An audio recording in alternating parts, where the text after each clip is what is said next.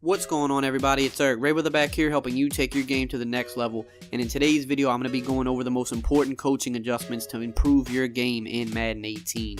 Now, if this is your first time checking out one of my videos and you want to improve your Madden game, go ahead and hit the subscribe button below.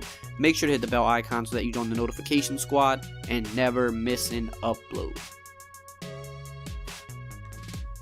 So what's going on, guys? Like I said, today I'm going to be going over coaching adjustments. This is something that I've been getting asked almost daily now in the comments section. You know, which coaching adjustments are the best? What are the most important coaching adjustments to, just better improve your game? Because believe it or not, the coaching adjustments, they're new to the game this year, but they are very huge.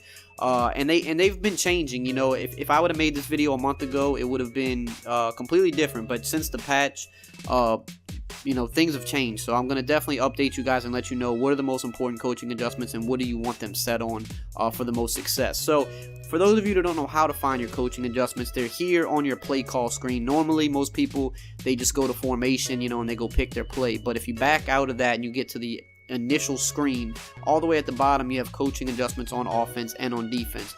So on defense, oh wait, let me see. I think I'm on offense with the Vikings. Yeah, okay, so we'll do offense first. So on offense, extremely important ball carrier. Now, before the patch, you could leave this on aggressive all game. You could leave it on conservative all game and you could still juke people out of their cleats. So now here's the thing. Conservative ball carrier, what that's supposed to do is it's supposed to almost make you never fumble the ball. But with the downfall of it now since the patch is that if you try to juke or spin people, you will not break ankles if you're on conservative ball carry. You will not be able to fake people out of their shoes. So conservative is not the way to go.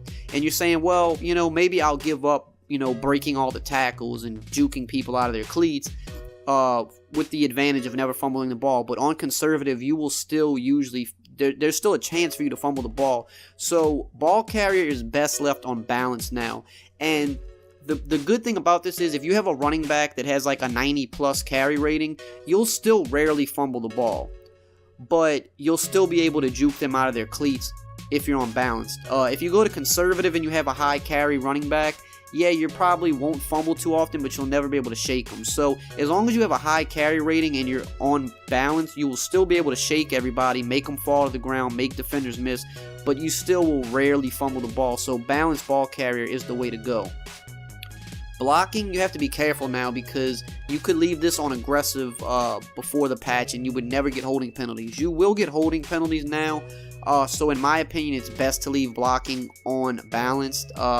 If you're facing a team that's just block shedding like crazy, leaving it on aggressive isn't really going to help that much anyway, so this is best left on balance because it's going to really eliminate all those holding calls, and there's nothing worse than getting a holding call on a touchdown or on a huge, game-changing play.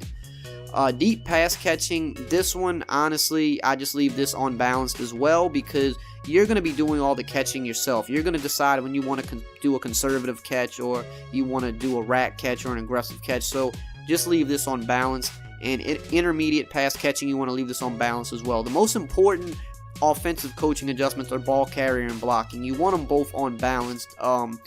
Because, like I said, balanced and aggressive with ball carrier, you will still break tackles about the same rate, but you'll fumble a lot less on balance if you have a 90+ carry running back.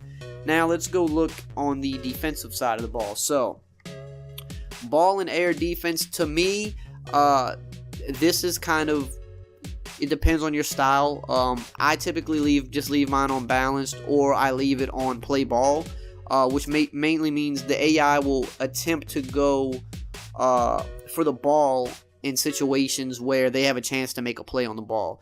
If you play on receiver, the AI is just going to pretty much eliminate yards after the catch, but you're going to click on and eliminate the yards after the catch yourself. So that's not really useful for human purposes.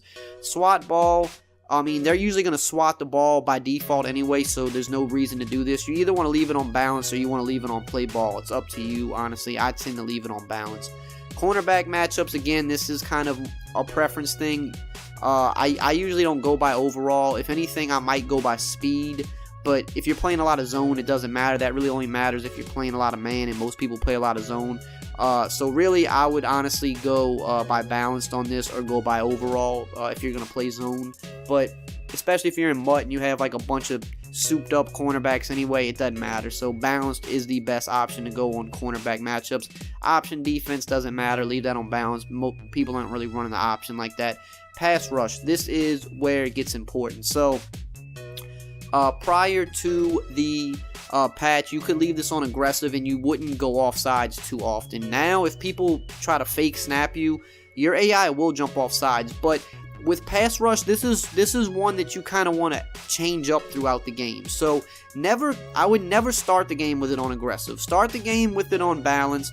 See, let it stay on balance for, maybe a whole drive. See if your opponent tries to fake snap you, because people that know about fake snapping and knowing that if you're on aggressive and they fake snap you, they'll get you to jump off sides.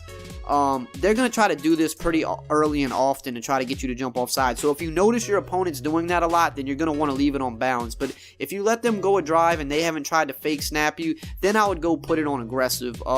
And also, even if they do fake snap you, I would still put this on aggressive on like crucial plays in the game. So let's say it's 3rd and 10 and, you're up a touchdown late in the game, it's 3rd and 10. He's got 2 plays to get the first down. If he doesn't get the first down, you win the game. I would switch it on aggressive in this situation, because even on 3rd and 10, if he does get you to jump the snap, he's not going to get a first down. He'll get 5 yards. It'll be 3rd and 5. Then I would go back and switch it to balance. But I would put this on aggressive in situations where you definitely need a big play from your pass rushers. You need them to get off the block quicker.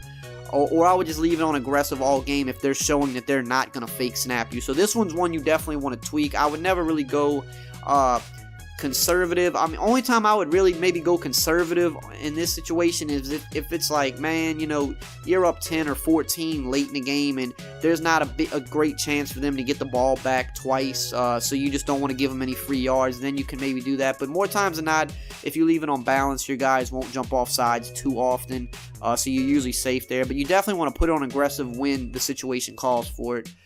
Strip ball, to me, I just like to leave this on balance. I would turn it on aggressive in a situation where, you need the ball back. Like, this guy is up late in the game and, you're just, if it's late in the game and you're down and he has the ball, you're already going to lose the game if you don't stop him. So you need to pull out all the stops. If you're late in the game, you want to put pass rush on aggressive. You want to put strip ball on aggressive if you really need to get the ball back, because, even if he breaks the tackle on you, or even if they get you to jump off sides, well, you're already losing anyway, and you didn't have a lot of time left. You just want to use this aggressive when you desperately need the ball back, just to give yourself the best chance. But otherwise, I would leave this on balanced.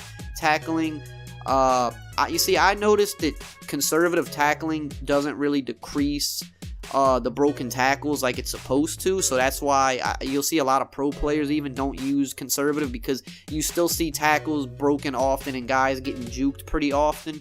The offense is more power than defense in this when it comes to the coaching adjustments. If your ball carrier is on aggressive and your tackling is on conservative, the ball carrier aggressive is going to still win every time anyway. So with tackling, I would usually put this on balanced. You can put this on aggressive if it's a situation where you need those AI hit stick fumbles and it's late in the game.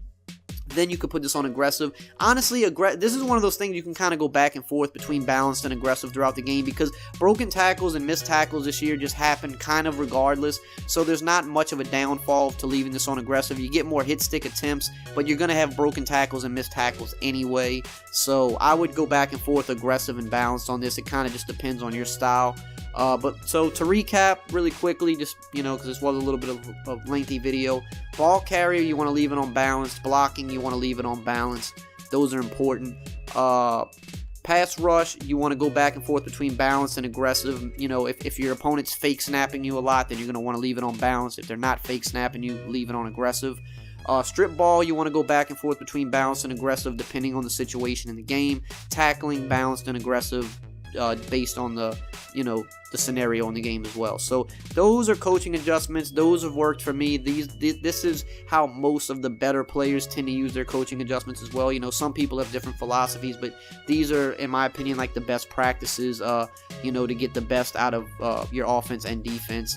So there it is, guys. It was a highly requested video, so I'm glad to get it out for you guys. I always like to make sure to try to get out as many videos that are being requested the most, because I know that's what most people need help with. So if you found this video helpful, as always, guys, I appreciate if you like, comment, subscribe, and I will see you guys next time.